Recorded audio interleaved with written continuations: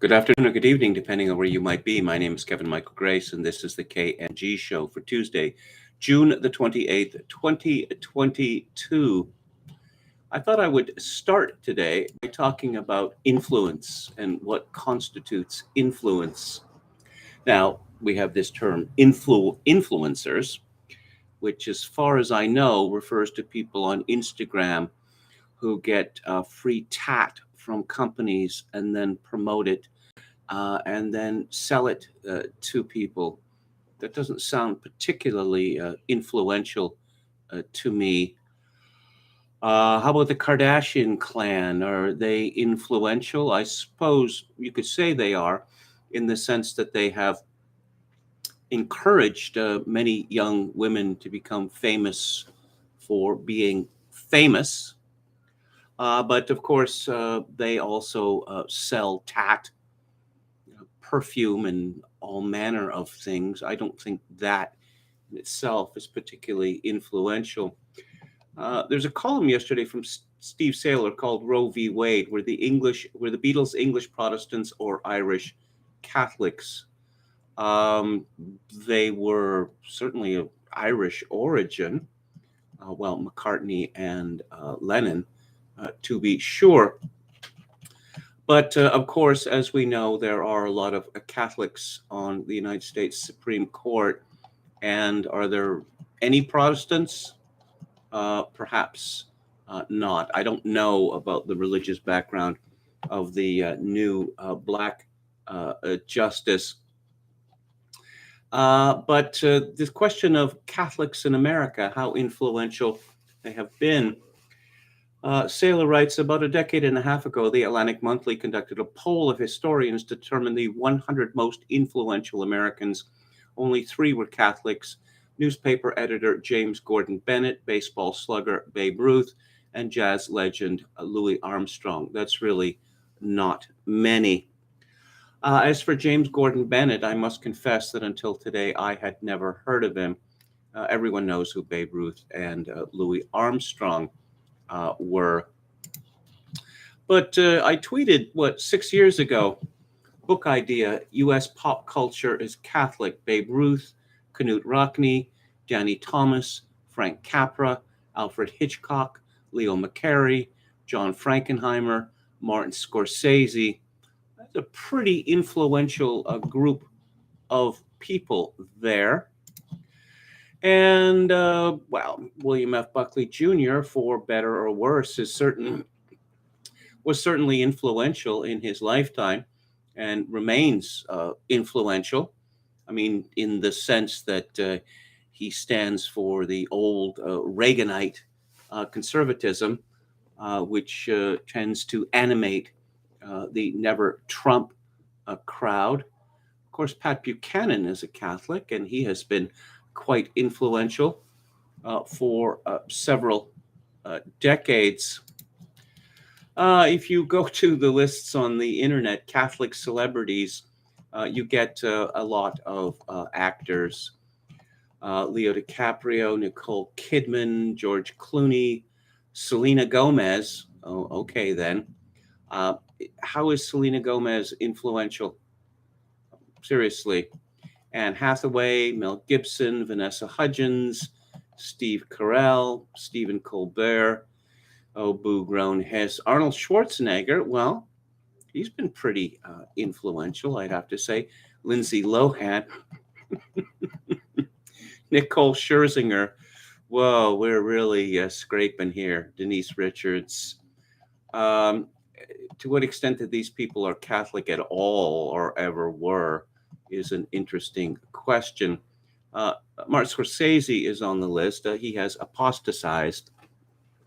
But of course, if you watch his movies, I suppose his last one, The Irishman, you'll see the Catholic imprint on him is very deep and obviously never went away. But we'll get to literature in a moment. But let's talk about Danny Thomas. Danny Thomas was an immigrant from Lebanon. Of course, that was not his actual name. His real name was Amos Yakub Karuz. He's famous as an actor, comedian, TV star, and perhaps best known these days for being the founder of the St. Jude's Children's Research Hospital in Memphis. And there are, 8 satellite hospitals. Danny Thomas said that before he was successful, he said a prayer to St. Jude, who is famously the patron saint of lost causes, that if he ever became successful, he would build a free hospital for children, which is what he did. The children, most of whom suffer from cancer, pay no medical bills, and all their other expenses are taken care of, which is very noble and worthy gesture. Another very influential Catholic was Dorothy Day, 1897 to 1980, who was the co-founder of the Catholic Worker Movement and a leading advocate of the Catholic theory of distributism. And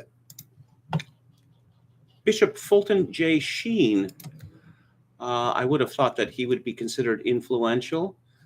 He had a top-ranked radio show on NBC for 20 years, and before moving it to television in 1952. And then he hosted the Fulton Sheen program, 1961 to 1968. Twice Emmy Award winner, on the cover of Time magazine. There are still people who listen to his broadcasts and tapes. But one name that rather astonishes me for its absence in the list was Bing Crosby, who was, of course, a movie star, but is arguably the most popular American entertainer of the 20th century. And he invented modern pop singing as we know it. That is, not shouting to the farthest away seats, but singing intimately into a microphone. And Bing Crosby, beyond that, Bing Crosby is the godfather of high fidelity. That he was an early investor in a company called Ampeg. The Americans had found magnetic tape machines, German magnetic tape machines, which were taken home, and they were reverse engineered. And before the invention of magnetic tape, you were singing directly into a machine that cut like a lathe, and it was not hi-fi, and magnetic tape was hi-fi.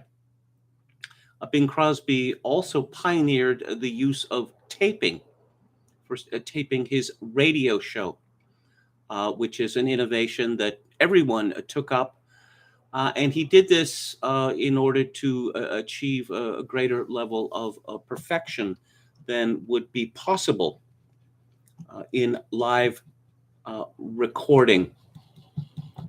He was also an innovator in videotape technology as well. And of course, everyone followed suit. I want to talk about authors now. Perhaps, certainly one of the greatest, most influential Catholic writers, or just writers, was Flannery O'Connor. She's best known as a short story writer, but she also wrote novels, including Wise Blood, which I reviewed on the book club some months ago.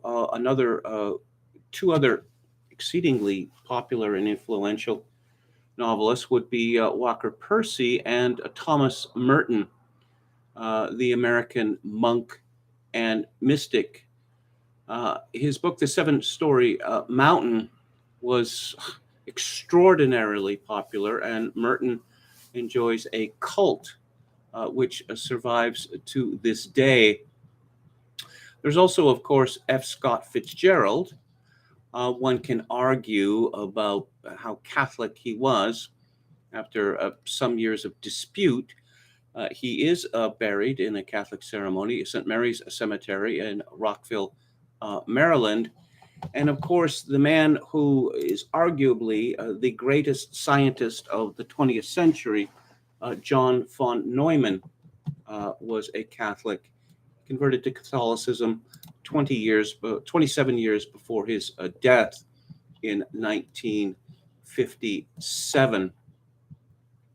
Let's have a look at the chat. Hello to Anrun, Chogokin 666, Palcaso 88, Oscar Toe, Brian Frakes. Hello, influencers, he says. Urban Planner. Okay. They messed around with the top chat recently in YouTube. And so I scroll down and it disappears, and I have to go up and scroll down again. Urban Planner says in Germany you have to pay to use public toilets. So what are the high taxes for? Chokin 666 says were the Enclosure Acts the first act of English colonialism?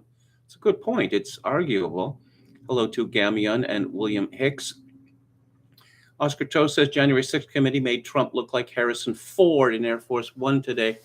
Yes, I could talk about that. Oh, Donald Trump attempted to choke out a Secret Service officer, says a woman who used to fetch coffee for people in an office. I don't believe any of these stories, not a single one of them.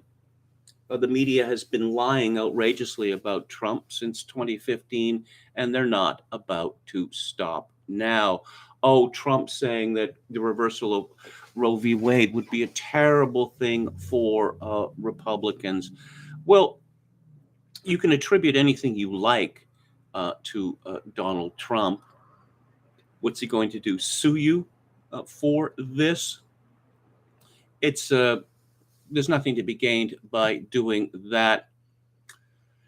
And who else do we have here? Big Head Yakub, says Jokin 666. Oscar Toe says the problem with the January 6th committee is that it is seen as one side railroading Trump with no one on his behalf there. Jokin 666 says of Danny Thomas, Lebanese Catholic, praise be upon him indeed. Oscar Toe says, I also saw Trump throw his plates. At one time got ketchup on the wall. Yes, next they're going to be claiming that he chewed carpets like Hitler did. Hitler didn't chew carpets, but that was wartime propaganda that was put out against him. Similarly, the story that he had only one testicle. Met Bishop Sheen when I was a lad, says Chogokin 666. Hello to John S. Yes, crooning. That's the style. Bing Crosby, also Rudolph Valley. I didn't mention Frank Sinatra. You could say that he was influential, and arguably after Bing Crosby, the second most popular American entertainer of the 20th century. I believe it was Tommy Dorsey who told a young Frank Sinatra, you should be listening to Bing Crosby and only Bing Crosby. Caruso. Caruso came to America, where he was, of course, a star tenor, the star of the Metropolitan Opera. He pretty much invented the record industry with RCA. John McCormick also came to America. Whether I would call him an American, Che Blutarsky, Little Drummer Boy with David Bowie, still seems pretty awkward. It is very awkward indeed. David Bowie said he hated that song, Little Drummer Boy, so much that he said, can't you add something to it? And so this interpolation, Peace on Earth, was added to it. That Little Drummer Boy song is interminable. Graham Greene, not an American. Been wanting to read Brighton Rock, says Oscar Tull. Well, very good. Roger Staubach is Catholic, says William Hicks. Captain Comeback, 1970 sports hero. Oh, I know all about Roger Staubach. I'd never heard this Hitler chewed carpets before. Yes. Well, I must be, I suppose I'm considerably older than you. It was the sort of thing that we were told in our youth. Also that he went insane when Jesse Owens won some gold medals in the 1936 Olympics. No, he did not. Germany won the 1936 Olympics handily. It was an enormous propaganda coup for Nazi Germany. And many times since then, we've seen the Olympics, which is supposed to be apolitical, simply used as a propaganda tool. Well, let's see, Communist China comes to mind. Urban Planner says these people accuse Julian Assange of smearing poo on the walls of the Ecuadorian embassy. I'm surprised they haven't made the same claims about Trump and the White House. Anran says, I can recommend The End of the Affair. Would there been 2 movies made of that? The second one with Julianne Moore is really quite good. Hitler didn't, but Rosie O'Donnell does, says Palpcasso 88. Okay. Jesse Owens, according to Chogokin 666, if I recall correctly, Jesse Owens himself said Adolf Hitler was very courteous to him. Yes, we have film of this, actually. And just let me close some tabs here. And we shall move on. And here we go. I want to talk about Canada for a little bit. I want to talk about a woman called Tamara Lych, who has been rearrested. She is a political prisoner. She was part of the Freedom Convoy. And let's see. Well, let's go to the Wikipedia entry, which is surprisingly non-biased, I have to say. She's described as a Canadian Alberta-based activist who was among the organizers of the Yellow Vest protests in Medicine Hat, Alberta in 2018 and 2019, and the 2022 Canada Convoy protest in Ottawa. She was also an early leader in the Wexit movement, which later became the Wild Rose Independence Party of Alberta, which was arrested in Ottawa on February the 17th, 2022, and denied bail on February 22nd, 2022. On March the 7th, 2022, that denial was overturned, and she was granted bail on conditions. And I'll read you these conditions. What's she accused of? Mischief. She's accused of mischief and counseling mischief. Ooh, pretty serious stuff, huh? Counseling to obstruct police, obstructing police, counseling intimidation, and intimidation by blocking and obstructing one or more highways. Yes, it's strange that these trucks were in Ottawa for weeks before it was decided by whom, I wonder, the Prime Minister's office, I would guess, that this was an occupation, perhaps an insurrection. And as a result, martial law was declared in Canada with the invocation of the Emergencies Act. But let's look at her bail conditions. She is supposed to reside at an address, to reside at home and not change residence without notifying Ottawa Police Service and without a court order, unless to live with your surety. Forbidden to communicate in any manner with about 10 people associated with the Freedom Convoy, except through counsel or in presence of counsel. You are not to log on to social media or post any messages on social media. Are people accused of murder? Do they have such bail conditions?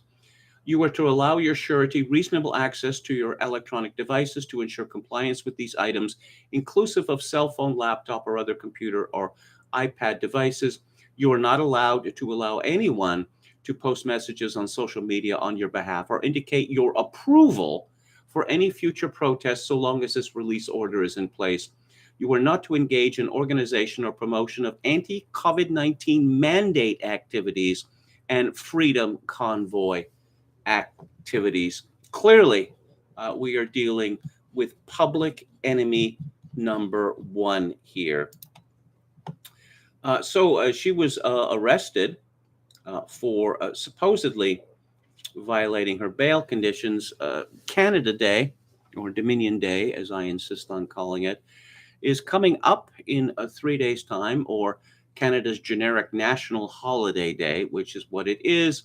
And there are going to be protests in Ottawa. And, well, the word has come down that don't you dare, or the hammer of Thor will come down upon you. Oh, there'll be more talk of an insurrection. All this talk we hear, oh, there were never any lockdowns in Canada, you shameless liars. Oh, so no one was forced to get vaccinated. Oh, yeah. Get vaccinated or you will lose your job. That is in no way coercion. How could you call that a coercion? And crossing the border, you're not allowed to enter the Canadian border from abroad as a foreigner unless you're vaccinated, unless, of course, you're from, Afghanistan, because they don't, respiratory diseases don't apply in Asia. Canadian soldiers, members of the Canadian forces, are still required to be vaccinated. And so this is being reviewed, but soldiers have been put on leave without pay and threatened with dismissal. But I particularly like let's see. Let's go to the top. This is from Lee Berthiaume at Global News.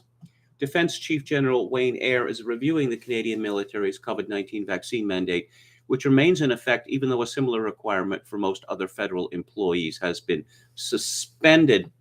Eyre first ordered all troops vaccinated against COVID-19 in October, saying the requirement was intended to protect the armed forces and demonstrate leadership as the Liberal government adopted vaccine mandates across the federal public service, requiring all people in jobs regulated by the federal government, which includes banks and radio and television, to be vaccinated.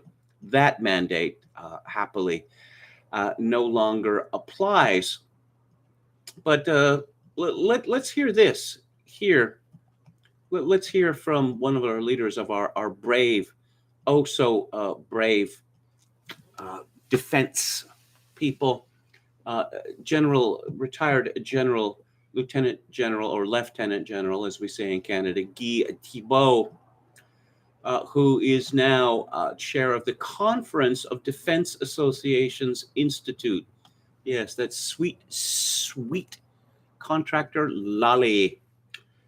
As for those service members who are already left or been forced out of the military, Thibault said the issue is that they ultimately decided not to follow an order from their top commander.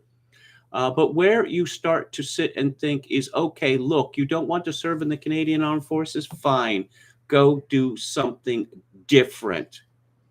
They're not actually called the Canadian Armed Forces. They're called the Canadian Forces. And this is by design. You wouldn't want to have the word armed in there because that sounds pretty threatening, particularly to women, I suppose. And yes, let's read from CTV News here. This is from yesterday. Mackenzie Gray, one of the organizers of the so-called Freedom Convoy, has been arrested in Alberta for alleged breach of bail conditions. CTV News has learned Tamara Lych was arrested Monday by local police in Medicine Hat, Alberta. She could be held in Alberta for up to 6 days before being brought back to Ottawa. When Lych returns to Ottawa, she's expected to face a new charge of breach of recognizance under the Criminal Code of Canada, which could remain in jail in Ottawa under a new bail hearing until a new bail hearing would be scheduled on the new charge. She accepted a Freedom Award from an organization led by my old Alberta friend, John Carpe. Let's go to True North, TNC.news, or True North. Yes, why she was arrested? Well, attempts to reach the media department of the Medicine Hat Police. There was no one answering the phones. Again, one gets the impression that this was a direct demand from the Prime Minister's office. What's going to happen in Ottawa on Canada Day?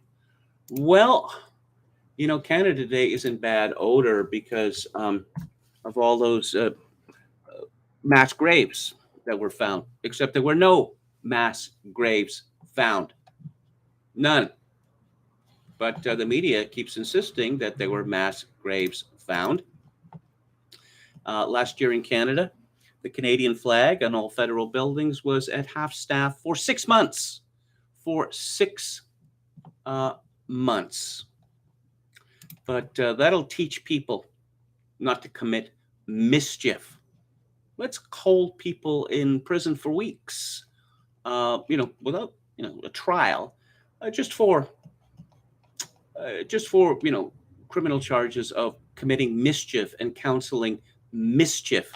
I haven't heard about any charges about this protest, anti-fossil fuel protest in northern British Columbia a few months ago, where millions of dollars of equipment was destroyed.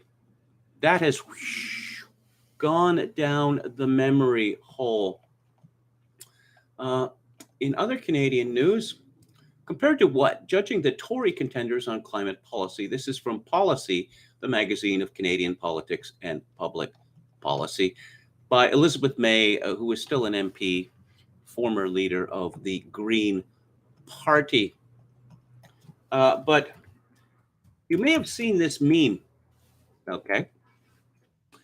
In the last federal election, BC economist Mark Jacquard created a new metric for climate action. He measured different election platforms based on climate sincerity, or how likely is this party to achieve its goals. This led to weaker platforms with clearer details getting top marks.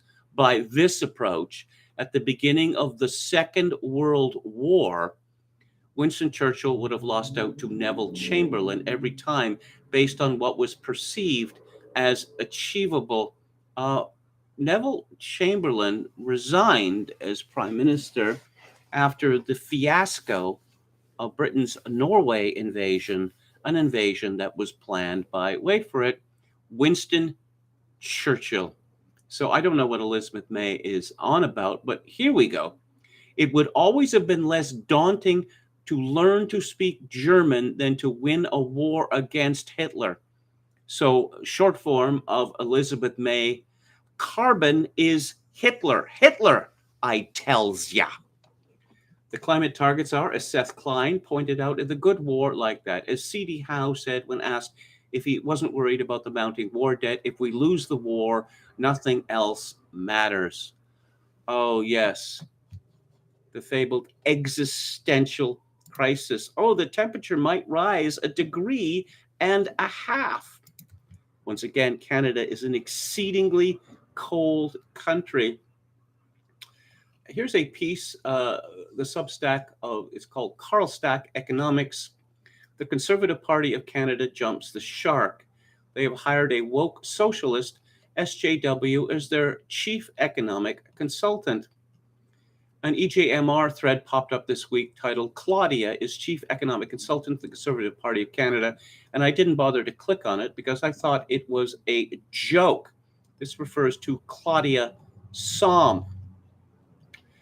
And Carl Stack writes, it is impossible to overstate just how cucked, toothless, and inept the Conservative Party of Canada is. This hiring decision exemplifies everything that is wrong with the party. They are not conservatives, and they are terrible at politics.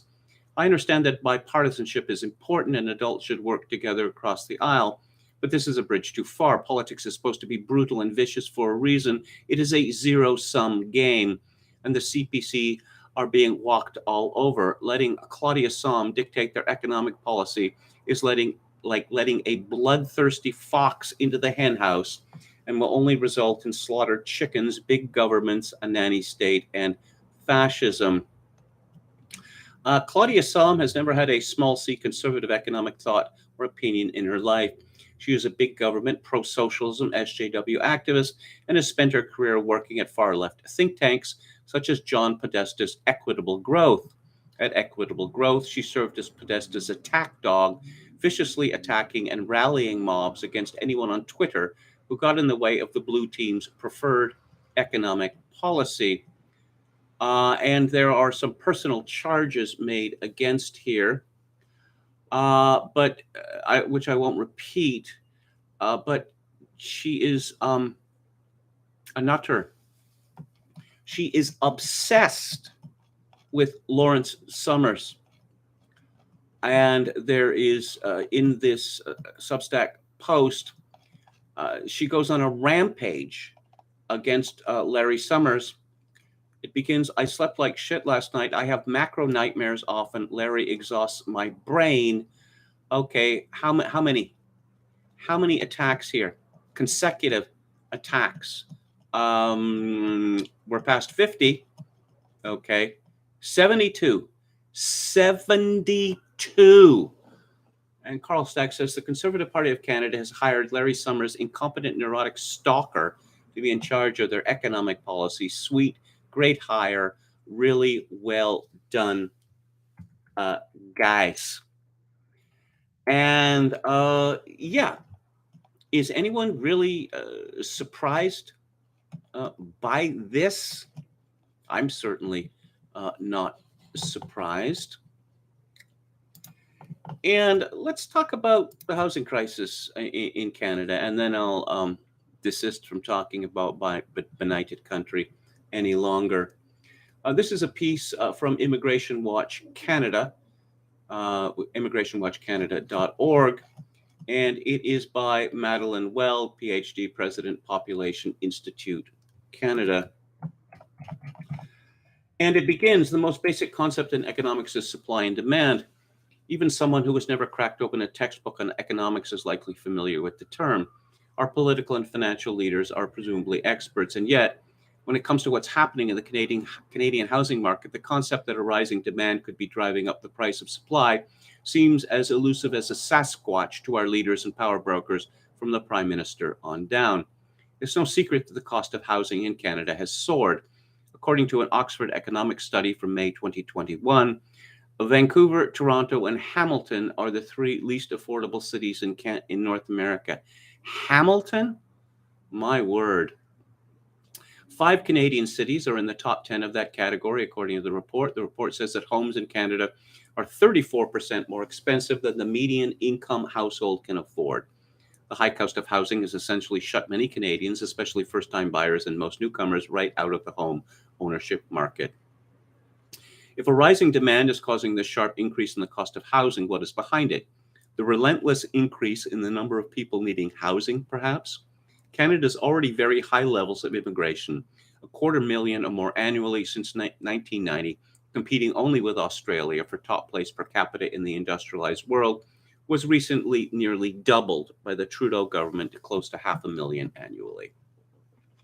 In his 2010 book, Millionaire Migrants, UBC geography professor emeritus David Lay found the positive correlation coefficient of 0.94 between Vancouver and Toronto house prices and net international migration, a correlation he described as unusually decisive. This finding is consistent with the correlation between strong immigration and high housing prices in other global cities. Housing prices vary according to where immigrants live, and in Canada, most choose to live in big cities like Toronto and Vancouver. The net growth rate of about 1% annually of these two cities is driven almost entirely by foreign-born newcomers. This does not include the approximately 1 million international students and temporary visa workers who are in Canada at any one time. As Sherlock Holmes might tell Watson, the answer to the problem of Canada's sky-high housing costs is elementary. There is also the issue of high-flying foreign investors. Wealthy foreigners seeking to park their money in a safe place are also having a significant impact on the cost of housing in Canada, as are some wealthy immigrants. Daniel Hebert found that wealthy immigrants transferring large financial resources into Canada were dramatically affecting the prices of high-end properties, but also raising the costs of low-end housing. In Millionaire Migrants, David Ley looked at the impact of very wealthy immigrants on the cost of housing during the 25-year period spanning 1977 to 2002. Some 400,000 people arrived under the Business Immigrant Program between 1980 and 2008. The purpose of the BIP theoretically was to create jobs for Canadians. However, many business immigrants wanted Canadian citizenship for other reasons. Chinese business immigrants, for example, considered it an insurance policy against mainland China's interference in Taiwan and Hong Kong. Overall, the BIP program did not deliver on job creation. In fact, the BIP was a disaster for working class homebuyers. Which raises the question, if the cost of housing supply that is putting so many Canadians out of the ownership market is a problem, why is reducing demand driven by extremely high immigration not suggested as a solution, especially at a time when the real incomes of Canadians are stagnating and will continue to do so for the rest of their working lives, according to the head of the Business Council of BC, David Williams. He refers to Canada's economic strategy of using record immigration levels to turbocharge population growth and housing demands in major cities as a shaky pillar. Josh Gordon, assistant professor at Simon Fraser University School of Public Policy, delves into the reasons why policymakers and financiers are so focused on supply and totally overlook adjusting the demand in dealing with the housing crisis. He notes the failure of the federal and provincial governments to collect rigorous data. Indeed, why would governments collect data that would clearly show something they are determined not to see? In doing his own analysis, Gordon writes, he had to piece together data he had gathered, some of it from government sources. When the BC government finally collected rigorous data following protests in Vancouver in 2015, it found that foreign citizen buying was about 13% in Vancouver, much higher than the 3 to 5% estimated by the real estate industry, and was subsequently pressured into imposing a foreign buyer tax enacted in 2016. Gordon decries the lack of debate in the Canadian media, which essentially toes the industry line that only more supply can solve the problem and ignores what reducing demand immigration might accomplish. The rebuttals to demand-side arguments, he says, are arguments by assertion and repetition, and of course, accusations of xenophobia. And of course, we're told that we can't build enough houses, we can't pave over any green space, all of whatever green space is left in the area, say Vancouver and Toronto, because we don't have the people to do it. The new official plan of the city of Ottawa, for example, anticipates a 40% increase in population over the next 25 years. Between 2021 and 2046, it expects its population to grow from about 1 million to just over 1.4 million. Will that make life better for the citizens of Ottawa in terms of green space, infrastructure, and timely access to social services? Given that growth so far has only increased the stress on almost any parameter one could think of, it's hard to imagine how any rational person could expect things to get better with even more growth. And what happens if an ordinary municipality objects to this imposition of growth? Just ask Oak Bay, British Columbia, which is about 2 miles from where I'm sitting here now. In March, its municipal council rejected a proposal for a 14-unit building. In response, the province is preparing to step in to take away some of the powers municipal governments have to approve housing construction. BC's Housing Minister and Attorney General David Eby said the government is thinking of introducing legislation and regulator changes in the fall that would take the final decision-making authority for housing permit approvals away from local governments. Well, yes, and there are people, including Andrew Coyne and Brian Mulroney, who want Canada to have 100 million people. We currently have 38, up from 20 million in 1967. What's behind this? Business wants cheap labor.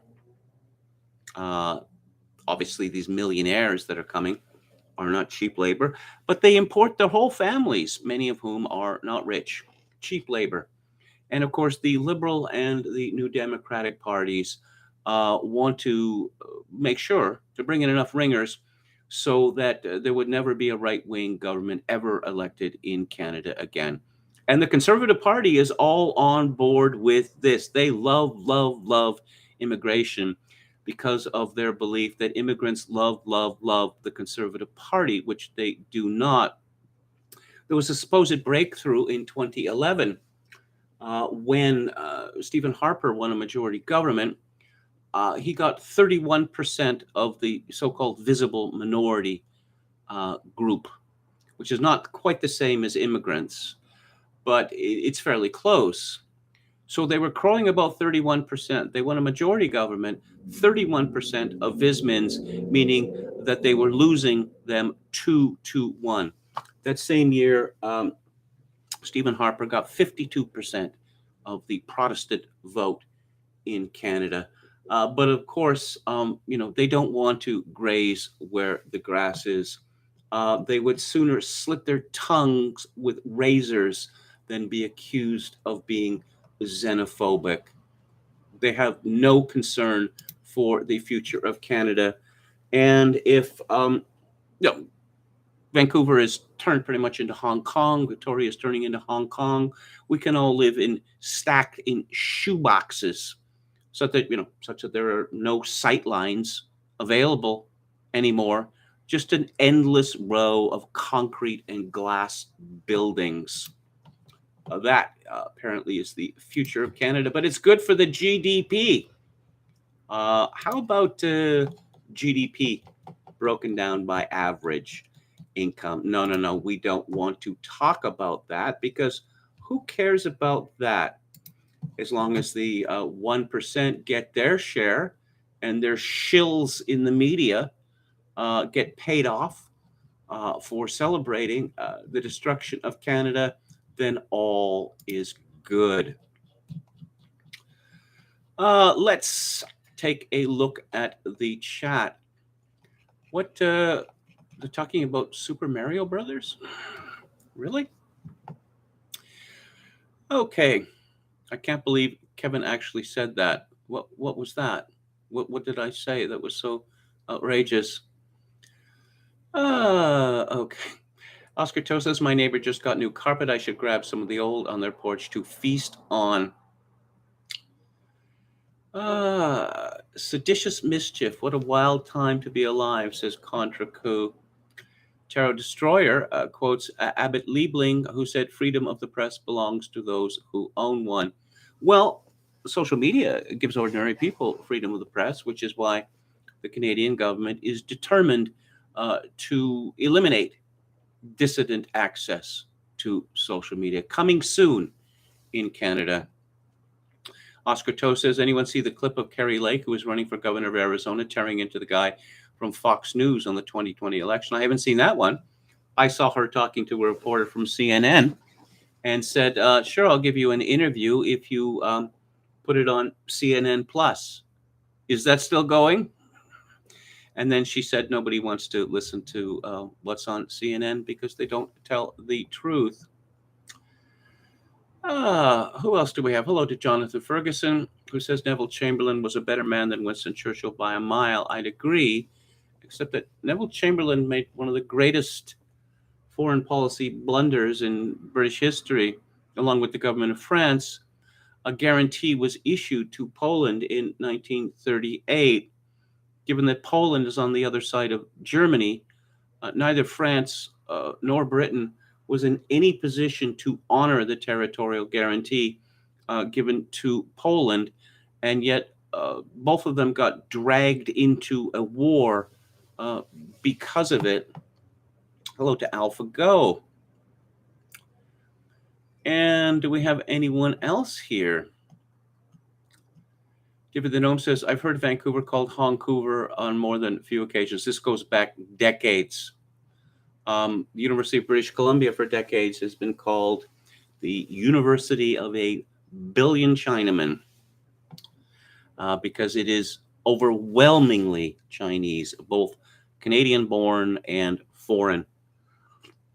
It's not really Canadian university anymore. Halper, hello Halper, says Vox Day Respecter is his handle. He worked with Vox Day as an illustrator, I think. He used to show up on the Luke Ford stream when Kevin was on. We have a lot of VDR and I have a lot of back and forth on Twitter. David the Gnome says we got only 12 years till Gaia slaughters us for our sins. Now, Greta Thunberg made a prediction. What was it, the 12-year prediction? That was 2 years ago.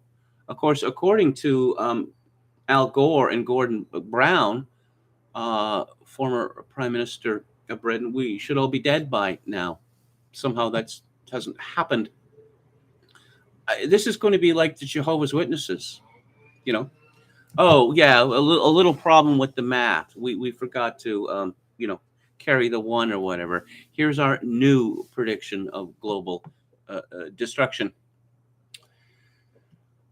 And as someone who lives in Ottawa, that thought is horrifying, says Palcasso 88, 40% increase in population. The idea that 1 million people live in Ottawa is rather astounding to me. Well, I guess, what they call it, the National Capital Region, actually, because, Hull has to be included.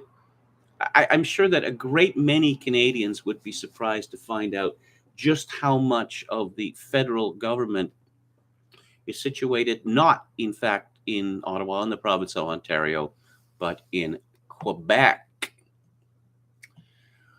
Hello to Dr. A Dead Name. You can settle them on Baffin Island.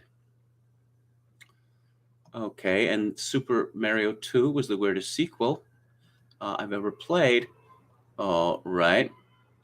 AlphaGo says, and the UK government has invited 3.5 million Hong Kongers in under the guise of refugee status. The whole system will be bought and sold. Indeed. Indeed. Okay. There's the sirens. Okay, Anwar says you said that the second end of the affair film was good. It was terrible. It turned the meaning of Green's novel on its head. Okay. Tony Danza. All right. Yes, so Tony Danza was in a TV movie of 12 Angry Men, which I looked up, and a real heavyweight cast. Oh, boy. I don't know.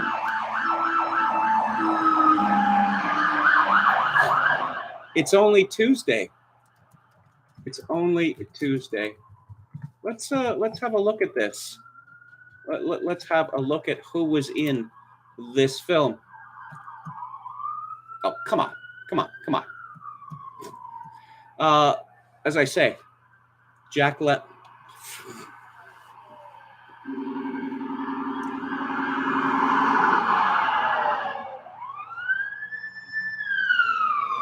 I think I'm just going to wait this out. Okay, is that it? Okay, we've got Jack Lemmon, George C. Scott, Hume Cronin, Ossie Davis, Courtney B. Vance, Armin Mueller-Stahl, Dorian Harewood, James Gandolfini, Edward James Olmos, William Peterson, McKelty Williamson, and Tony Danza as juror number 7. Well, I'm glad to be proved wrong about that. I know a fair amount about William Friedkin, followed his movies for decades, and I read his delightful autobiography. I don't know if that comes up in his autobiography. Okay, I think that's all the cops, says Dr. Dead Name. Yes, perhaps. 12 Angry Men and the Hancock version are both good, says AlphaGo. The Russians have landed, says Halper. The police are coming for Kevin's comments on Super Mario 2, says Oscar Toe. Endless suburban sprawl and horrible public transportation. We have suburban sprawl in Victoria, actually. People living on the other side of the inner harbor, and it just goes on for miles and miles and miles and miles and miles. Who else do we have here? A lot of brothers in that cast, says Anran. It's only Tuesday. KMG, yes, says Don Willis. Danza carried that movie, says Palcasso 88. Paul Kersey is in Canada, says Yo Mama. Influence rhymes with effluence, says Brandon Smith. There was an attempted bank robbery in Victoria today as well. What was it, about 4 or 5 blocks from where I on now? Some man, as yet unidentified, went on a sexual assault spree. This was a couple of days ago. He attacked something like 5 or 6 different women in the space of about half a block. Enron says George C. Scott was well into his no longer give a crap period by that time. Hello to Brandon Smith. Death Wish 3 says, yo, mama. Okay. So what is happening in the world of Corona doom? Let's take a look at that. This is from Steve Kirsch's newsletter.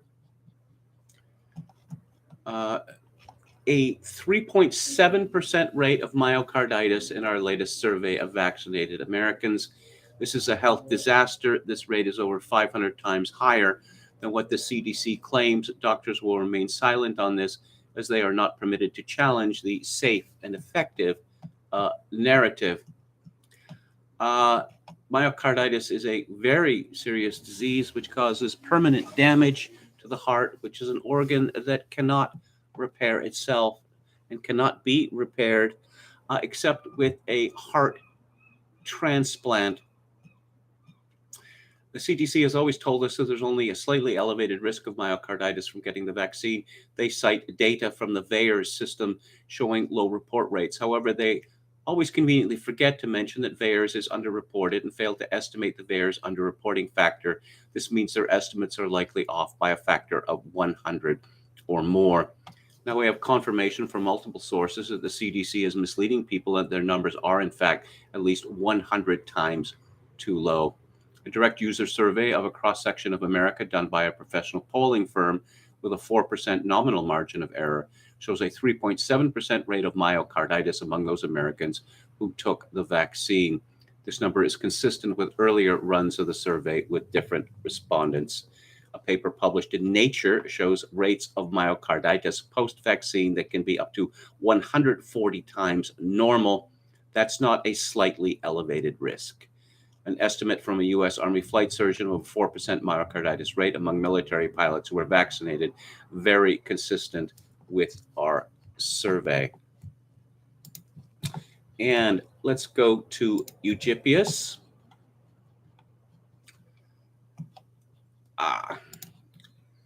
Omicron BA.5 prefers hyper-vaccinated masking West Germans, avoids the former DDR. Vaccine failure in one map. Behold the latest map of 7-day corona incidents across the Federal Republic of Germany. This is the Omicron BA.5 wave in Central Europe, and it is attended by a curious phenomenon. Every day you can see more clearly the borders of the old DDR in the district level data. I've traced these in green just to make the phenomenon clearer. Yes, there are systematic demographic differences between East and West Germans, and there are probably some differences in testing rates, but above all, there's an important difference in vaccine uptake. In this map of triple vaccination rates across my country, the old DDR borders are also evident. East Germans have direct experience with government propaganda and have proven more resistant to the vaccination campaign than Westerners. Their reward, after being much maligned by state media, is now higher levels of natural immunity and lower rates of BA.5 infection, which appears to prefer vaccinated populations. As the effects of vaccine failure grow clearer, you have to wonder how long the pandemicists will be able to publish even simple infection statistics without raising extremely awkward questions. And we'll go to Alex Berenson's Substack. The FDA's theater of the absurd on the mRNA shots continues. Berenson writes, I'm sorting through the Food and Drug Administration's briefing books for its meeting today to discuss whether future versions of the mRNA COVID shots will be waved through without proper clinical trials. Spoiler alert, yes, the fix is in. I want to write in detail about the meeting and what the FDA is doing because it's incredibly important. It means that we will never have decent randomized controlled data on the jabs going forward. For vaccine advocates, this omission is clearly a feature and not a bug. Yet I'm having a hard time motivating to write about the meeting because although it's incredibly important, it's also meaningless. Demand for the mRNA COVID shots has collapsed completely and is unlikely ever to return. Put aside the side effects, which are now increasingly visible at the national level, the failure of the shots to work as promised is just too obvious. If governments want to mandate these for kids, they're going to have to put tanks in the streets, and even Pfizer doesn't have enough lobbyists to pull that off. Still, this is just the latest regulatory embarrassment on the mRNAs on the heels of the pathetic authorization of shots for kids under 5. The United States is going to be an outlier here in the worst way. Last week, the Director General of the Danish Health Authority admitted that giving COVID vaccines to older kids and teenagers had been a useless mistake that the country would not repeat. He was asked if it was a mistake to vaccinate children. He replied, "With what we know today, yes. With what we knew then, no," was the answer. The effort from the CDC and vaccine fanatics to try to scare parents into getting these useless shots by overstating COVID's risks to kids is particularly awful. For healthy children, the risk from COVID was negligible even before Omicron. The latest data come from a study in Britain released last week. Researchers reviewed every one of the 185 deaths that followed a positive SARS-CoV-2 test in English kids and teenagers in 2020 and 2021, the equivalent of about 1,100 deaths in the United States. They found that 104, almost 60%, were not linked to COVID. Only 81 children and teenagers actually died of COVID over the 2-year period, about 1% of all deaths in people under 20. I'll repeat that. About 1% of all deaths in people under 20. And here comes the echo. But even that figure sharply overstates the risk to healthy children. Of the 81 kids and teens who died, 61 had an underlying condition. The most common was severe neurodisability in 27 cases. In other words, 20 healthy English children and teenagers died of COVID during the first 2 years of the epidemic, fewer than 1 a month. England has more than 13 million people under 20. And again from Berenson, so much mRNA, so little demand. State, this is from the Irish Times, state unable to find any country willing to take 4.5 million unused COVID-19 vaccines. Cabinet told there is an overabundance of supply of vaccines throughout the world.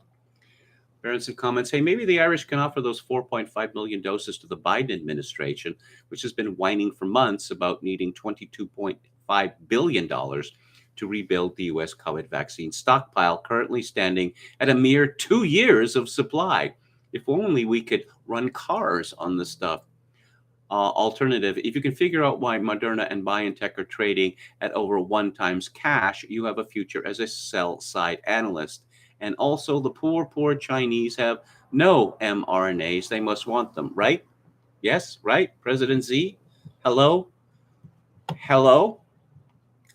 I still get these ads on Twitter from the BC government showing some, child or adolescent jumping for joy. Boosters, get your boosters. You want your boosters. Your booster is going to make you a happy and healthy person. Got to get those boosters. You mean like Justin Trudeau, who's had COVID twice now? And of course, Justin Trudeau, he wears a mask. He doesn't wear a mask. He's close to people not wearing a mask. He's distant from people. He's wearing a mask. It's just a free for all. You never know when Justin Trudeau is going to cover his face and for what reason. When he was sitting around the G7 table, yucking it up about pecs, no masks. And this is from Will Jones at the Daily Skeptic. Non-COVID excess deaths during spring vaccine booster campaign reach 6,500. There have been nearly 6,500 more deaths than usual in England and Wales from causes other than COVID-19 in the 8 weeks since April the 23rd, according to the latest data from the Office for National Statistics. Yes, they don't want to talk about excess deaths. This is also from Will Jones, and you won't be surprised by this. Here we go again. It's the middle of summer, and the leading opinion piece in The Guardian today calls for the return of restrictions in response to rising infections and hospitalizations. In a piece introduced by saying a few small changes would make a big difference to millions of vulnerable people. Journalist Francis Ryan writes, if you're reading this in the UK, odds are that by now you've had coronavirus. 7 in 10 of us have watched the dreaded red line appear. You may have been stuck in bed with it twice or even 3 times by now. By April 2022, England alone had recorded almost 900,000 reinfections. When the public asked to return to normal, I'm not sure a regular hacking cough was what they had in mind. Almost 900,000 reinfections? How will 1.6% of the population have coped with getting another cold? Ryan continues, it is an odd situation. Last week, COVID infections were reported to have soared by 43%, while hospitalization from the virus rose by 23%. An estimated 1.7 million people in the UK tested positive over the 7 days. 2 million of us now have long COVID. Yeah, right.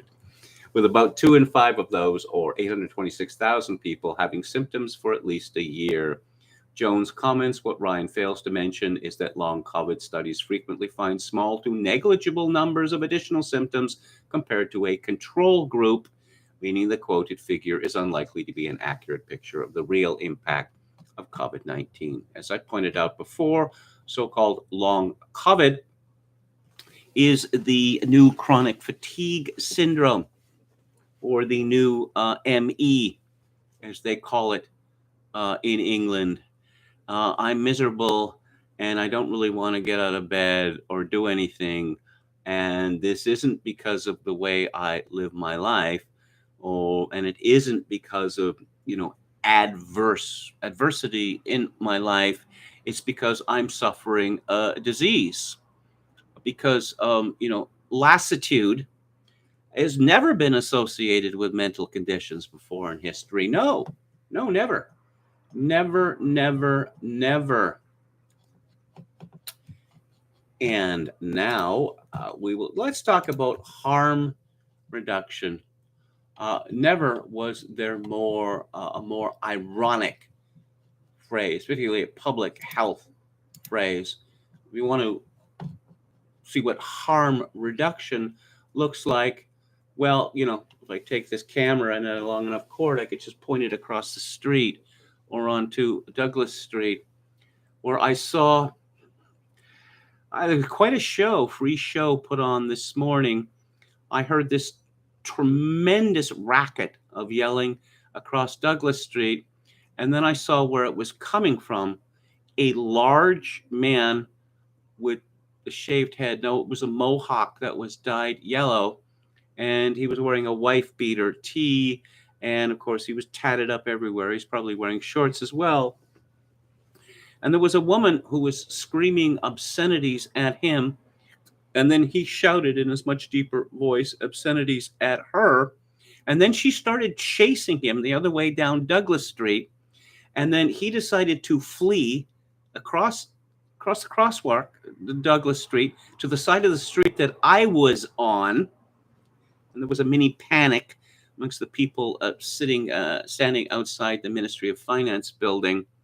And then she came running after him, whereupon he started screaming that she was an effing junkie.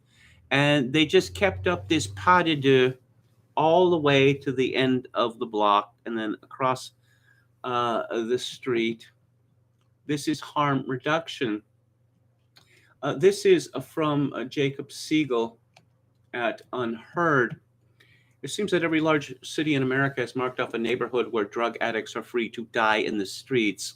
San Francisco's Tenderloin District, downtown Portland, Skid Row in Los Angeles, Hunts Point in New York, Kensington in Philadelphia. These are places where, by unspoken agreement between society and its outcasts, the normal rules cease to apply and the bodies are collected. Where it's warm enough, people sleep in tents or on the streets, as they do. On Douglas Street and other streets in Victoria, these tents are supposed to be taken down by 6 or 7 in the morning, but they're there all day, every day now. Drugs and sex are openly sold and laws are enforced erratically.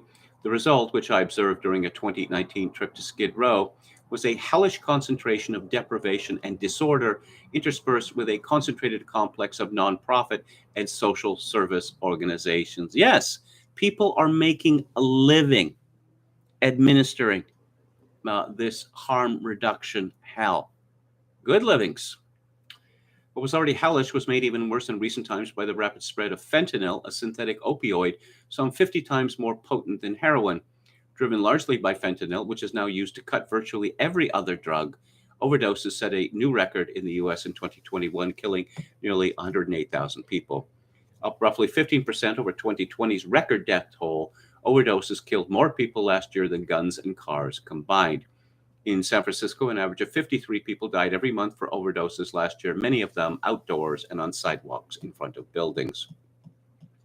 Before the fentanyl spike, overdoses had been rising in the U.S. for the past 2 decades while raising little public alarm. But now, with the scale of deaths being declared an emergency and health epidemic, public officials are embracing supposedly radical new solutions to the problem, the most popular of which is harm reduction. Harm reduction promises reasonableness. Rather than trying to eradicate drug use, the public health framework, which has been embraced by the White House and cities across America, works to reduce risks by prioritizing the safety of individuals over curing social ills. The point is to meet people where they are, according to advocates, not to change them. Its appeal is that it is humane and takes the opposite approach to the failed war on drugs, but that's only part of the story. Siegel continues, look through the harm reduction telescope and you glimpse the grand project of the therapeutic society that animates modern progressivism. At one end, the individual is seen in minimalist terms, powerless to control their own desires, a victim of systemic forces far beyond their ability to resist. Look through the other end and you find a maximalist view of the state in which a vast apparatus of administrators surveil and treat citizen patients based on vague definitions of wellness and harm. Look back in time, and the rise of harm reduction from the work of devoted activists to the official policy of the federal government traces a larger transformation in American politics. It is a project, in short, of the same political forces who want to defund the police while empowering a surveillance and enforcement regime that punishes people for making sexist Facebook comments. While harm reduction has been an official policy for 2 decades in a number of European countries, its expansion in the US, where it began as a grassroots movement during the AIDS crisis in the 80s, is a more recent phenomenon. San Francisco was an early adopter. In 2000, the city's health commission unanimously voted to adopt a harm reduction policy for drug offenses. The city effectively decriminalized drug use while at the same time shifting public funding away from enforcement and toward providing clean needles, distributing the drug Naxalone, which can reverse opioid overdoses, and offering methadone and other drug treatment plans. In 2020, San Francisco led the country in overdose deaths. Last year, New York City allowed the opening of 2 safe injection sites. Golly, we've had them, in Victoria and Vancouver for, decades now. Canada leads the way. Safe injection sites are a term for facilities where drug users can consume their wares under the supervision of a mix of medical professionals and former addicts who can intervene and revive them if they overdose. The clinics have intervened in more than 300 potentially fatal overdoses since they opened, according to staffers. Despite the sites being illegal under federal law, city officials have allowed them to operate without interference, setting a precedent for other cities to follow. When Stephen Harper government decided to put paid to this in Canada, some court says, no, you can't do that. But drug possession is against the law in Canada. You can't do that, Stephen Harper government. You're being mean to junkies, and we love junkies, and junkies need love, more and more love, because, love is love, as they say. New York experiment follows the 3-decade harm reduction trial in Canada. Yay, Canada! Which includes the establishment in 2003 of the Insight Safe Injection Facility in Vancouver. That's the one that Stephen Harper tried to close down. While advocates point to the number of overdoses averted and reversed at these facilities, it's possible that the policy led to more overall use, potentially contributing to more overdoses outside the clinics than lives saved within it. In British Columbia, overdose deaths were up 151% between 2008 and 2020, with much of the increase coming from Vancouver. In Oregon, another place where hard drugs were decriminalized in 2020, overdose deaths were up 41% in 2021 from 2020, compared to a 16% increase nationwide. Some harm reduction programs, such as needle exchanges, fentanyl testing strips, and free testing kits for HIV, appear to have been broadly beneficial, but in the absence of a commitment to the full recovery of individuals, harm reduction morphs into a permanent method of managing chronic drug addiction by expanding the nonprofit bureaucratic sector. Administrators count lives saved and ODs reversed without registering the broader increase in addiction they help to accommodate.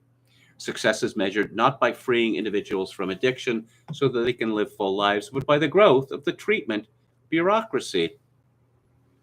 General Jeff, a Black community activist, I don't think that's his given name, but never mind. General Jeff, a Black community activist who has lived in Skid Row for a decade, described a similar dynamic in the approach to homelessness when I spoke with him a few years ago. There's never been a shortage of funding in modern-day Skid Row, Jeff told me, blasting the area's nonprofits as poverty pimps. This isn't really about trying to end homelessness. That's just a marketing campaign just to make people outside of Skid Row feel good. Christopher Lasch wrote in The Culture of Narcissism, bureaucracy transforms collective grievances into personal problems amenable to therapeutic intervention. Lasch does not pretend that individual moral accountability is sufficient to redress collective grievances or systemic injustices, but nor does he attempt to dismiss it as an anachronism. Morality grounds the sense of dignity and self-worth that provide us with our best internal defense against the unavoidable calamities of fortune. It is not a replacement, but a precondition for a meaningful politics of collective action. The transformation observed by Lasch has repurposed the minimalist do no harm ethos as a maximalist license to redesign society. Harm reduction was never just about the drugs or the deaths or the diseases, wrote Daniel Raymond, a policy and planning leader at the Harm Reduction Coalition, in a March 2020 essay on harm reduction in the time of the coronavirus. Rather, writes Raymond, in the morally inflammatory language used by activists staking out a claim to administrative power, harm reduction, quote, is heir to the multiple legacies of the communities and struggles we come from, the hybrid wisdom that emerges from communal survival in the face of threats of being dispossessed, disenfranchised, displaced, disappeared, unquote. Well, you know, I can tell you what's happening in my country. Euthanasia was legalized by order of the Supreme Court. And then, but it was decided that not enough Canadians are killing themselves or taking part in physician-assisted murder. So this is going to have to be opened up so that depressed people, perhaps depressed teenagers, can now have the government pay for doctors to murder them. And old people are being killed off by the government. And poor people suffering from mental illness are being killed off by the government, as I reported a few weeks ago. And we can see what's happening. The troublesome people, both old and young, are going to be euthanized directly or indirectly. Because in the long run, it's cheaper simply for the government to kill people or to allow them to kill themselves than to make any kind of an effort to help them and thereby reduce our blighted cities. Let's go back to the chat.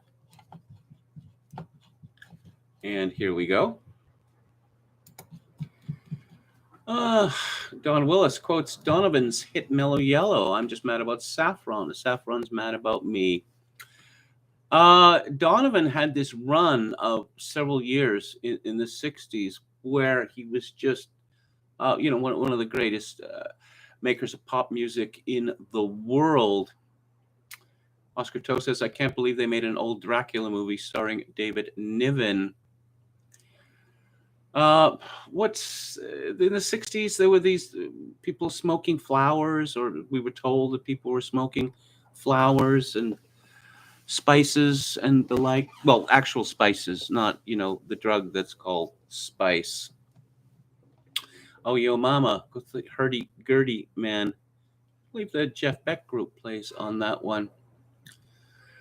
Terror Destroyer quotes Abraham Lincoln from March 14th, 1861. Abraham Lincoln on slavery: I have no purpose, directly or indirectly, to interfere with the institution of slavery.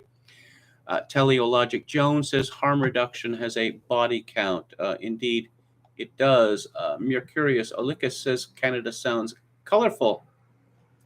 Alpicasso 88. KMG presents Rebarbative Rapscallions of Victoria, raw and uncut. Brandon Smith says Pandora Street is Victoria's veritable mecca of McDonald's and an outreach center. Yes, much of Pandora Street it's been abandoned. Let's put it that way. There is a rather handsome gingerbread church there. It's been desacralized. That's an architectural style, circa 1900, gingerbread. It was former a Methodist church. It was turned into a theater, mostly for music concerts, and it's got storm fencing. It's had storm fencing around it, for a couple of years, and nobody wants to go on to that block of Pandora Street, or several blocks of Pandora Street, and so I can't imagine.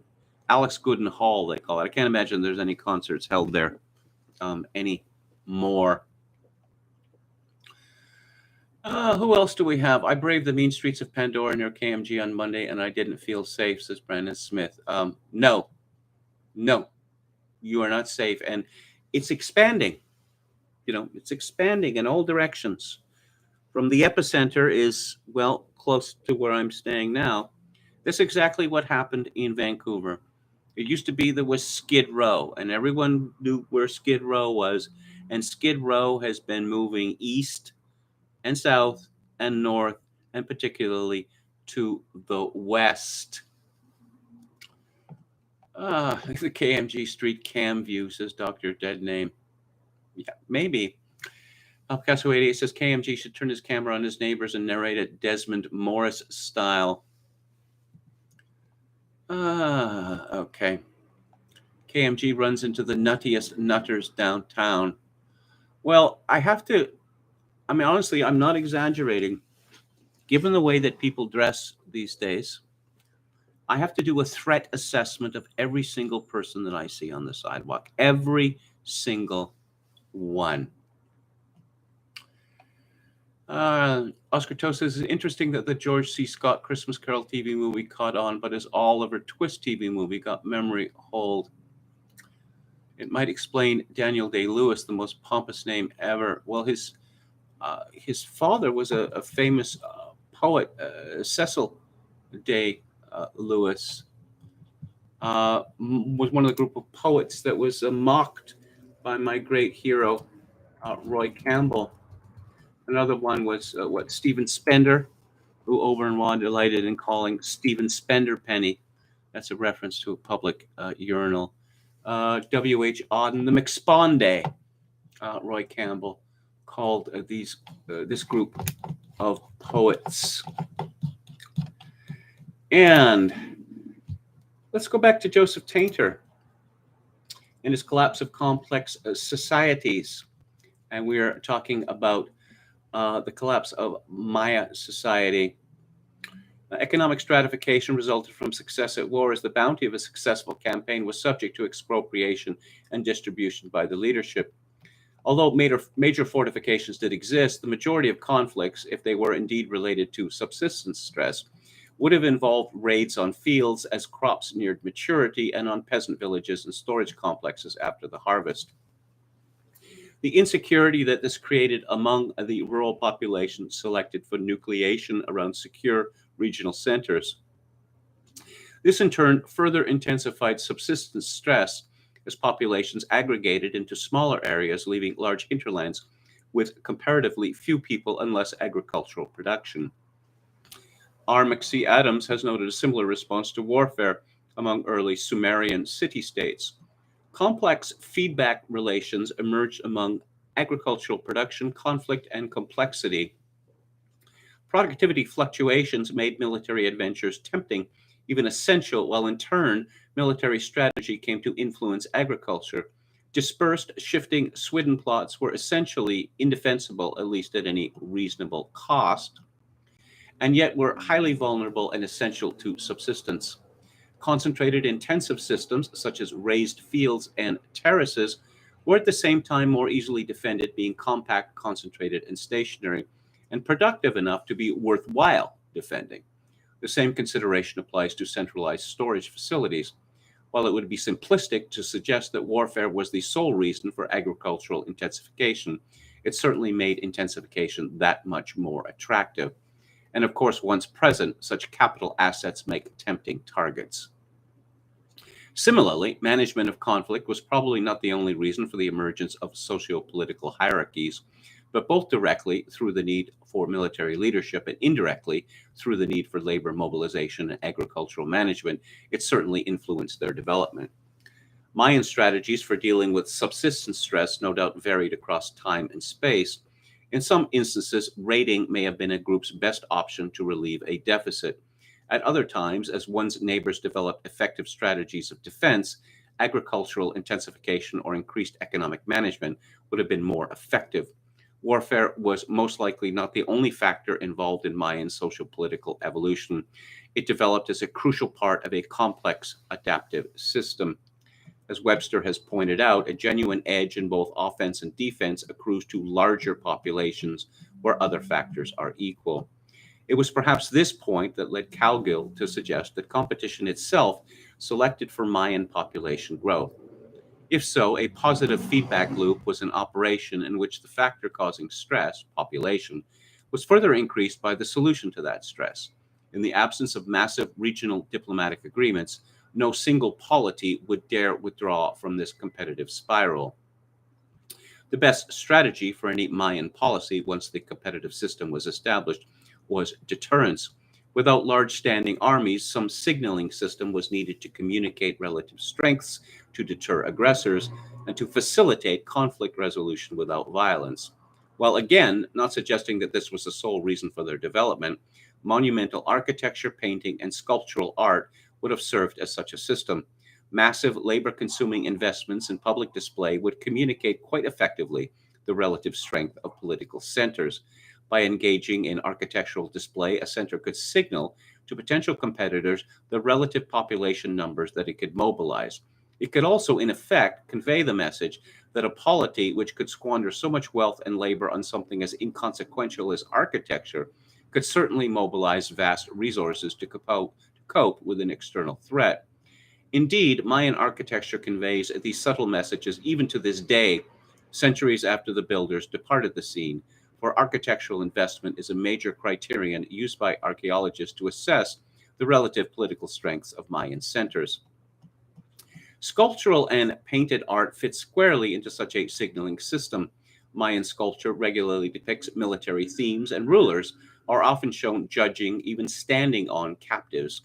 At a center displaying such art, emissaries and visiting elites from potentially competitive centers would constantly encounter sculpture and painted surfaces, showing the military prowess of their hosts and the harsh manner in which they treated prisoners.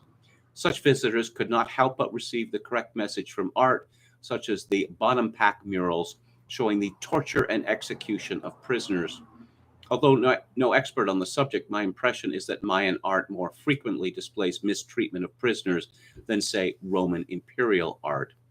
Roman prisoners of war, especially notable ones, are often shown in, for example, the victory processions of emperors, but mistreatment of prisoners is not depicted so conspicuously as in Mayan art.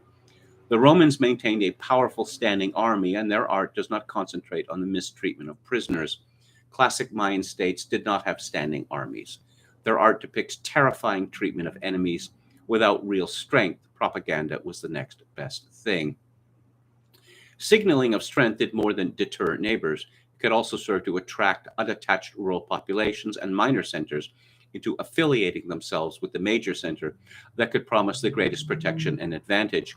Although aggregation increased through time, much of the Mayan population continued to live in rural hamlets and was probably a constant focus of recruitment by centers. Willie and Shimkin have suggested that in some areas, by the late Classic, commoners were actively recruited and even captured from other centers. The Maya of the Classic period were engaged then in a system of competitive relations in which advantage would accrue to those centers that were larger, that invested more in competitive display, and that could mobilize greater populations. By the Classic, certainly by the late Classic, warfare had evolved far beyond its original stimulus of subsistence insecurity and was an element of political relations and regional dominance hierarchies. Polities were differentially successful at such competition, for powerful centers began to emerge that dominated minor centers and large territories. Tikal occupied such a position in the early Classic, while several regional powers did so in the late Classic. Glyphic evidence suggests that the region dominated by Tikal spread 100 kilometers in each direction, yet this domain was maintained with difficulty. Colbert believes that most depictions of military exploits refer to intra-regional struggles, for captives shown in art can rarely be associated with known major centers. A domain the size of Tikal's, though, raises the possibility that in later periods food stress in the central Petun could have been relieved by importation of food from such distant sources as the terraces of the Maya Mountains or the raised fields of Belize. Long-distance transport of food, as in the Roman Empire, would have been costly. Colbert's calculations indicate that food transported 100 kilometers would have cost 33% of its own value in consumption by bearers. Although it is not possible with available data to fill in all details, it is clear that among the Classic Maya, high population density occurred in association with vast hydraulic and agricultural engineering, sociopolitical complexity, massive public works, and military competition. More importantly, each of these variables was increasing except for population, which eventually leveled off. Complexity and agricultural investment grew significantly just prior to the collapse. And I'll have more from Tainter on the collapse of the ancient Maya on tomorrow's show. So let's talk about, American Boers, American Afrikaners, or kulaks, white kulaks, as Revolver calls them. This is from an essay published 3 days ago. In the days and weeks after George Floyd's fentanyl overdose, there's that fentanyl again. America's universities proudly proclaimed an imminent racial reckoning on campus. Diversity, understood in a very specific way, became the top objective. Harvard University Press published books on how to eliminate schools that were too white. Activists demanded the abolition of white supremacist standardized tests, and dozens of schools swiftly complied. 2 years have passed. Last fall, American colleges welcomed their first 100% post-George Floyd classes, and the results are clear.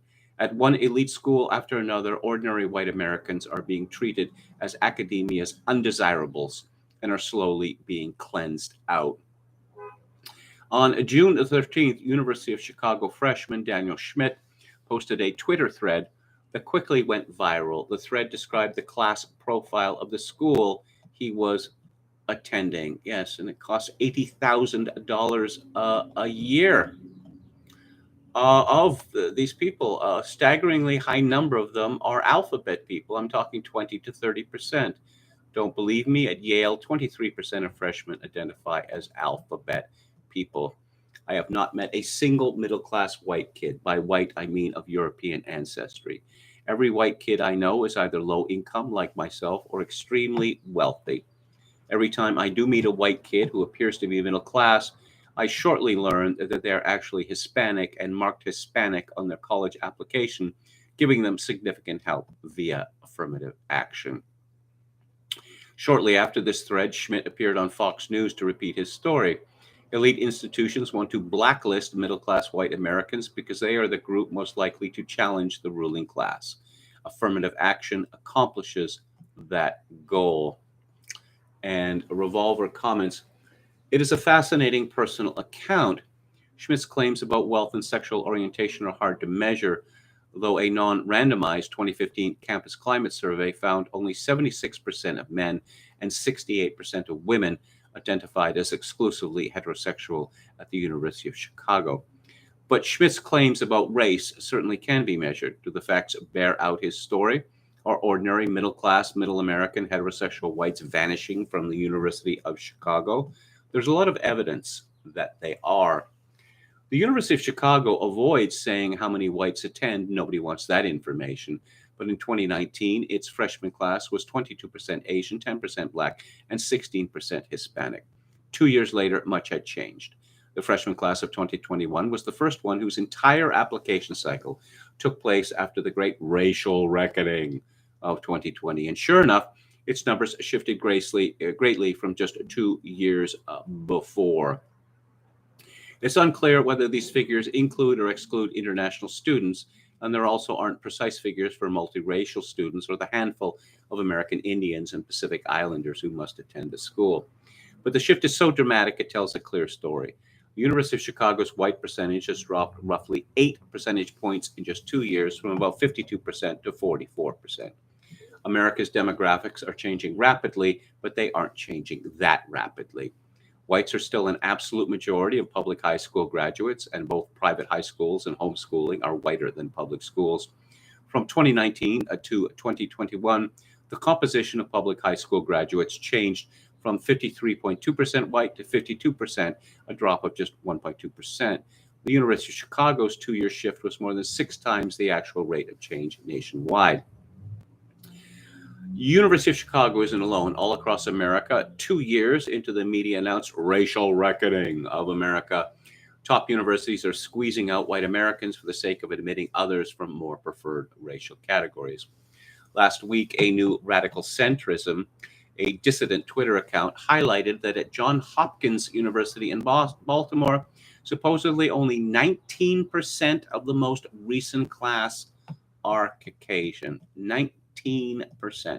Johns Hopkins directly confirms the figures in its statistics.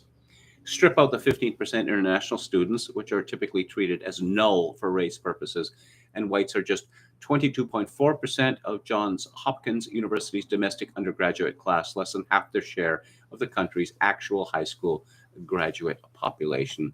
Even in Maryland, whites are about 40% of public high school seniors. But perhaps JHU has always been shunned by white students? Not so. The class of 2021, just 4 years ago, was 50% whiter. At MIT, the fall of 2019 class was 42% white.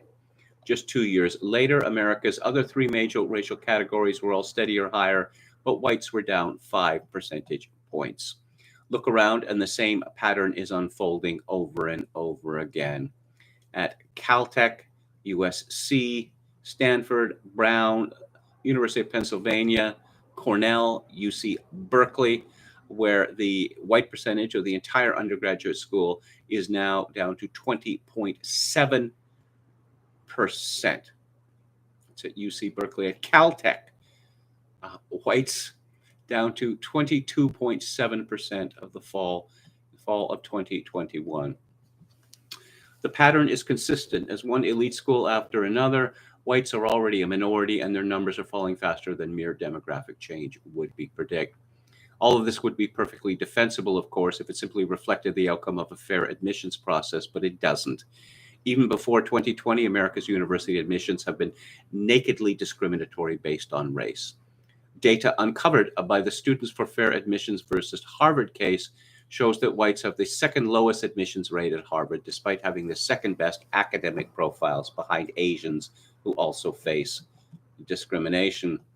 White students already faced discrimination in college admissions before 2020, but over the past 2 years, this discrimination seems to have ramped up. What is going on? It is impossible to know the exact mechanisms without universities' private internal documents, but it's easy to think of a plausible hypothesis. The 2020 racial reckoning has produced more pressure than ever to maximize so-called diversity.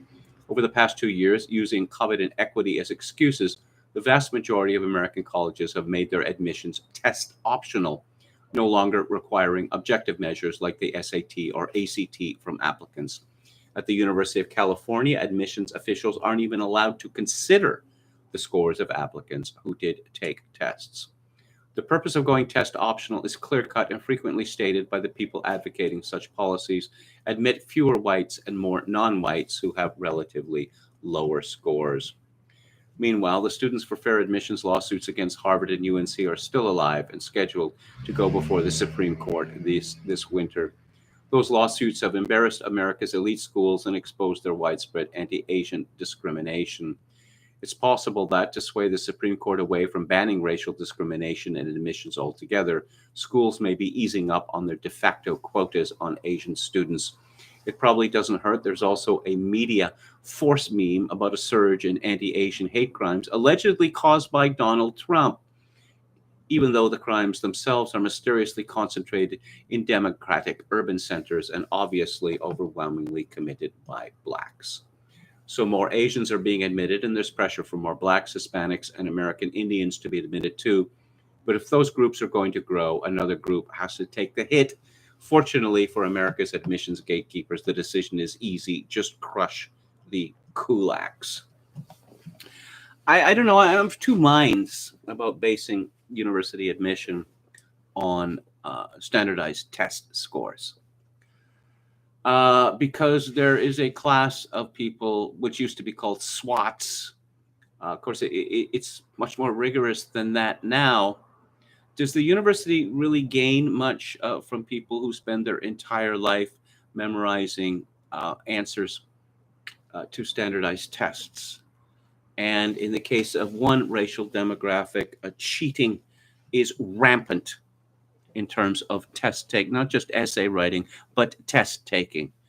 Here is one ploy which is used, that as these students from this particular demographic group leave the test room, they quickly go to another room in which there's a brain dump. What were the questions? Questions answered, questions answered, questions answered. And so what is on the test is quickly made up and the answers available, so that the less bright students of this demographic group will have access to the answers. I don't know that I don't think that it's in the interest of university for students to be dullards who have no interest in anything other than high grades. Although I'm sure others disagree. What's happening in the Ukraine? Oh, another Russian atrocity. This is from moonofalabama.org. Yesterday I mentioned the burning shopping center in Kremenchuk, Ukraine, of which the Ukrainian President Zelensky falsely claimed that 1,000 people had been inside. I asked, satellite pictures show that the shopping center is right next to the large Kredmash machine plant. Was that the real target of the attack, with the shopping center being an unintended casualty? It has now been confirmed that the answer to my question is yes. Today's report on the war by the Russian Defense Ministry says, on June 27th in Kremenchuk, Poltava region, Russian aerospace forces launched a high-precision air attack at hangars with armament and munitions delivered by USA and European countries at Kremenchuk Road Machinery Plant. High-precision attack has resulted in the neutralization of West-manufactured armament and munitions concentrated at the storage area for being delivered to Ukrainian troops in Donbass. Detonation of the storage munitions caused a fire in a non-functioning shopping center next to the facilities of the plant. Don't trust the Russians, you say. Well, don't trust anyone, I say. Just scrutinize the facts. The Ukrainians have published surveillance video from a park catching the moments of the two explosions. A large flash appears and people are running away as some debris falls down. The park is around an artificial lake with an island in the middle that can be reached by a bridge. There is a small round building on the island. The light gray shopping center roof can be seen south of the large Kredmash machine plant. In the center of the small park from which the surveillance videos come is directly north of it. Google has marked it in green as some special recreational space. The factory has direct rail access at its southern side with several rail tracks for loading and unloading machinery. Rail access makes it an ideal space for preparing or repairing heavy weapons. It seems that the railway area was one of the two targets. Still not convinced? Well, here is a video from a Ukrainian TV station taken on the factory grounds. It is showing a crater and the debris of the factory. The areas where it was hit are pretty much destroyed. According to the Ukrainian emergency services, the attack has caused the death of 16 people and wounded 59. So most of Zelensky's 1,000 people inside the shopping center must have either survived or never existed at all, with the latter being the more likely case. The shopping center was obviously as empty as its large empty parking space I mentioned yesterday. It somehow came on fire after the factory next door was bombed. Those who died were most likely soldiers or factory workers who were preparing Western weapons for delivery at the front. Zelensky's lie has been debunked, just as the other horror fictions he has told about Russians. Meanwhile, the White House is preparing for a retreat from the Ukraine. CNN headlines: Biden officials privately doubt that the Ukraine can win back all of its territory. The piece is by the deranged conspiracy theorist and scandal-plagued CIA propagandist Natasha Bertrand. That makes it an official administration position. That characterization as deranged conspiracy theorist and scandal-plagued CIA propagandist is from Glenn Greenwald. And Moon of Alabama concludes, a counteroffensive later this year seems very unlikely to me when the Russian forces see any buildup. For one, they will destroy it before it can take off. The Ukraine will not regain any of the territory that the Russians do not want it to regain. It isn't in the position to do so militarily nor through negotiations. It will simply have to accept defeat and give up on the east and south and accept the loss of the source of 70 to 80% of its former GDP. As I began noting, about 3 years ago, to my shock, the figures may have been, they've obviously been fiddled with since then. But average income in the Ukraine was half that of Belarus.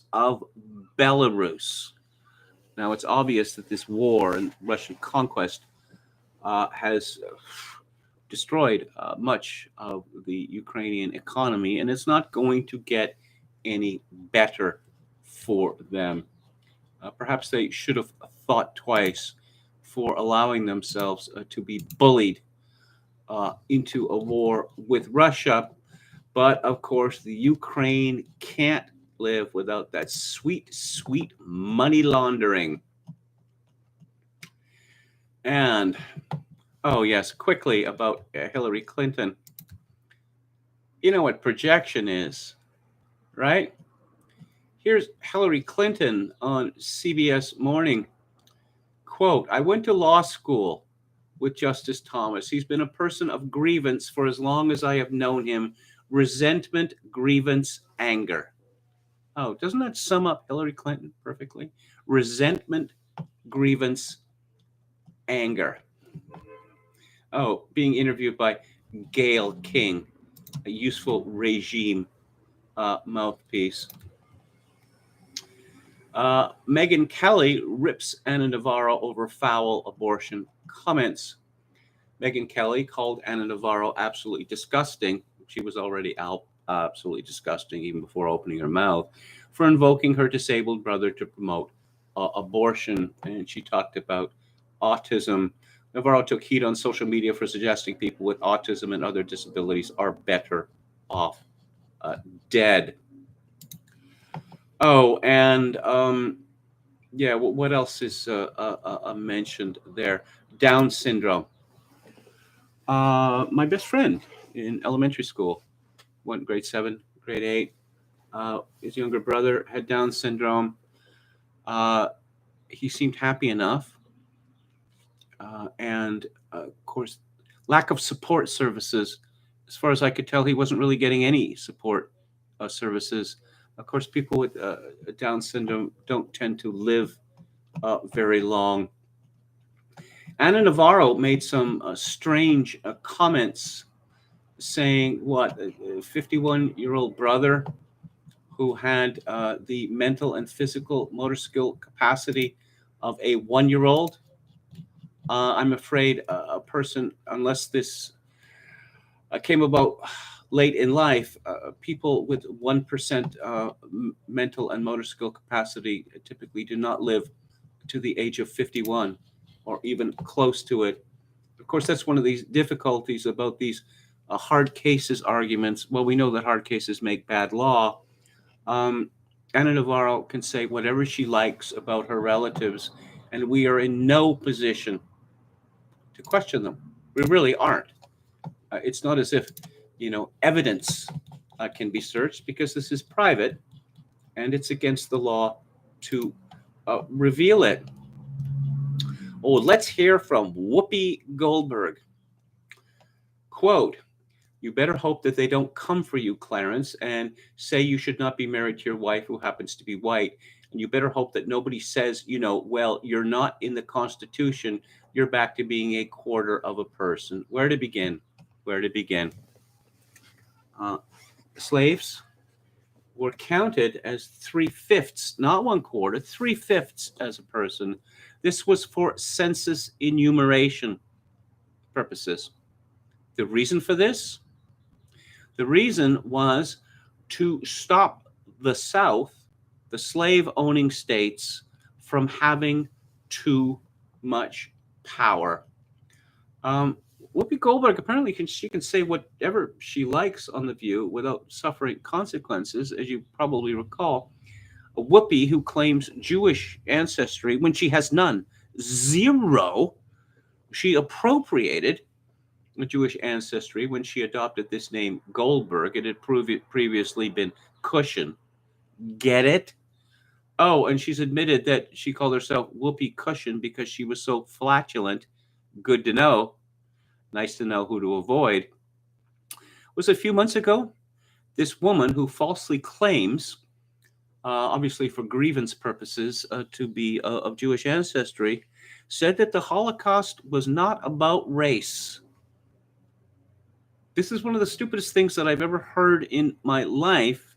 How could she believe that it was not about race? It wasn't about religious affiliation, because that's what Nazi racial theory was all about. We don't care about religious affiliation. We only care about race. That was their belief that Jews were subhuman due to an accident of birth. And I know that Whoopi Goldberg was not very well educated, but it remains surprising that she could say something as stupid as that. Muriel Spark, in her fine novel, A Far Cry from Kensington, introduced me to the term pisseur de copie. I'm sure you can figure out what that means. But it came to mind when I was reading the latest effusion by someone called Amanda Gorman. And Amanda Gorman became famous, or what passes for fame in the United States, with this dreadful poem that she had composed for Biden's inauguration. From Wiki, born March 7th, 1998, she's an American poet and activist. Her work focuses on issues of oppression, feminism, race, and marginalization, as well as the African diaspora. Does she write about anything other than oppression, feminism, race, and marginalization? She was the first person to be named National Youth Poet Laureate. She published the poetry book, The One for Whom Food Is Not Enough, in 2015. In 2021, she delivered her poem, The Hill We Climb, at Biden's inauguration. Yes, and she's been signed as a model by IMG Modeling, which is one of the top agencies in the world. But let's get to her poem. To wit, we will not be delayed. We will not be masquerade to the tale of a handmaid. We will not let Roe v. Wade slowly fade, because when we show up today, we're already standing up with the tomorrow we made. You know, the internal rhyme of Edgar Allan Poe was mocked by Nabokov in Lolita, well, by Lolita herself, that Humbert Humbert had read some Edgar Allan Poe to her, and she didn't like the internal rhyme. She said it was kind of like Lolita Suita. This goes far beyond Edgar Allan Poe. We will not be masquerade. Okay, you mean masqueraded, or you will not masquerade to the tale of a handmaid. Let's go to critic William Briggs, statistician to the stars and author of Everything You Believe Is Wrong. That doesn't sing. It makes no sense. Tomorrow we made. Can it be made into something, though, using the same base words? Maybe not. Gonna try. Here we go. Gone. Gone the days of our long warm shade. From now we are to be dour, red handmaids. Gone the stark comforts of Roe v. Wade. Now dawn our costumes, our masquerade. Gone drunk hookups and beds unmade. Babies and bottles now not delayed. Gone the scissors, the vacuums put paid. The abortionist plans now unmade. He comments, meh, not the worst poem in the world, which might be its progenitor, but nowhere near the best either. So then he came up with a violence chat for Friday night. I am woman, my voice is shrill, I yield to no man, my spawn I kill. We hate nature, we hate you too. We're ever so sure what we must do. Give us the apple, the snake, the nod. We need no pill, we shall be as God. And he continues, how about we hear from three famous philosophers who took strong views on women? Voices from the past. We sit for an hour with old Schopenhauer. Women can't be trusted, stay far away. Seduction begins when you hear what they say, and finally comes doom when you enter their bower. Let's play for a while with keen Aristophanes. Now, how do you ken that some women are men? You had your chance, now close your knees. Finally comes our time with good friend Nietzsche. You had to act strong. It's where you went wrong. For when you're weak, it's when men need you. Very amusing. Very amusing. I'm going to wrap it up. Take a look. Final look at the chat. Chokin666 says, they made Elmo get the vaccine. The David Lean film version of Oliver Twist from 1948, starring Alec Guinness as Fagin, has been seen for quite some time as a hate crime. Did you know that? Hate crime.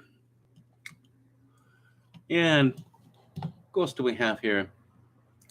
David the Gnome says, ebony skin, my act wearing thin.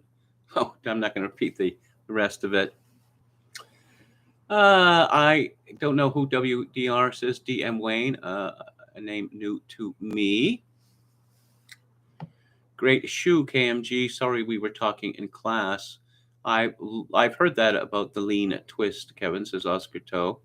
Hello to Lex Broken, another new name to me. Glad to see you here. Okay. At least Amanda Gorman bothers with rhyme.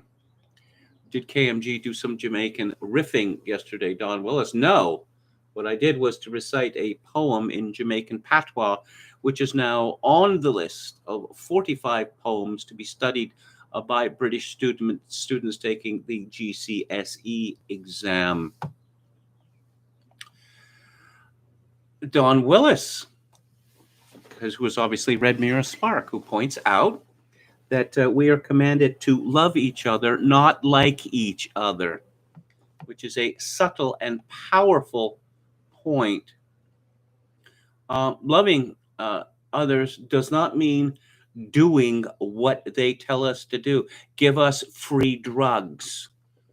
Is that really loving them? So they can become deranged and walk around bent over as they do? I mentioned the bent over people, right?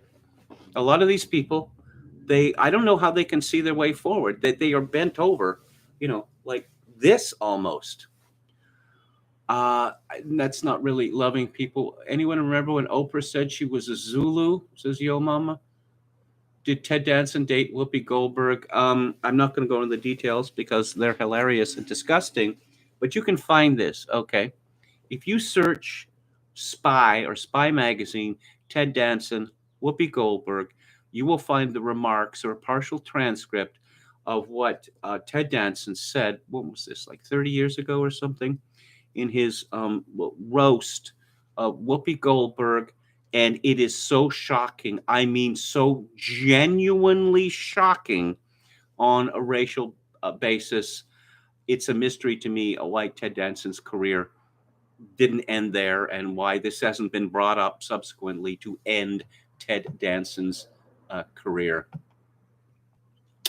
So that's it for today. I am back on the air tomorrow at 4 p.m. Pacific, 7 p.m. Eastern. Thank you so much for tuning in. I greatly appreciate it.